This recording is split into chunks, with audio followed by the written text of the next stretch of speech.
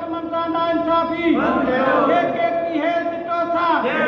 इस वक्त DHQ कंबर अस्पताल में खड़े हैं और यहाँ पैरामेडिकल स्टाफ ने एहतजाज बाइकाट किया है OPD का।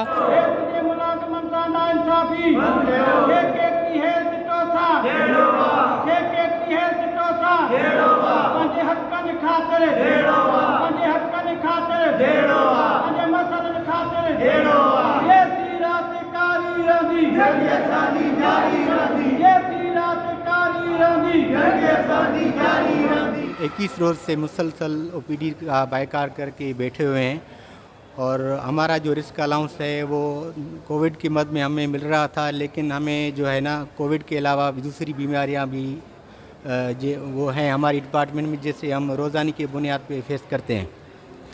और 24 अक्टूबर को सेक्रेटरी हेल्थ ने एक मुआहदा किया था लिखत में, रिटन में, और उस मुआहदे के तहत उसने हमें यकीन दहानी करवाई थी कि 5 नवंबर तक तुम्हारे आपके हेल्थ के जो एम्प्लॉइज़ हैं उनके सारे मुतालबात जो है ना वो हम हल कर देंगे। लेकिन अभी 5 नवंबर आज हो रहा है, अभी तक हमारा जो एक भी जो मुतालबा है वो हल नहीं हुआ। और हम गवर्नमेंट सिंध से मुतालबा करते हैं, हेल्थ डिपार्टमेंट से मुतालबा करते हैं कि बराए मेहरबानी हमारे जो हेल्थ डिपार्टमेंट के जो मुतालबात हैं वो फ़ौरन हल किए जाएँ। कल इंशाअल्लाह अपने लाहे अमल का आगाज़ करेंगे जो कि इंतहाई सख्त होगा। DHQ कंबर और DHQ हॉस्पिटल कंबर का जो एहतजाजी कैंप से वेठा आहियूं।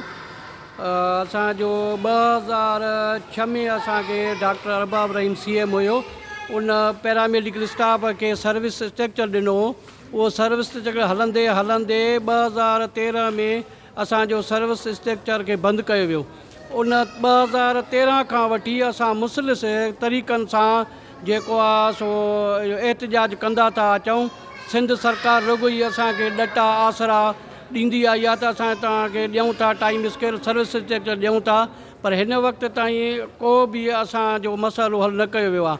हाणे नओं ताज़ो असांजो जेको आहे रिस्क अलाउंस असांखे ॾिनो वञे पियो, रिस्क अलाउंस बि बंदि कयो वियो आहे, त रिस्क अलाउंस बि तव्हांखे नथा ॾियूं।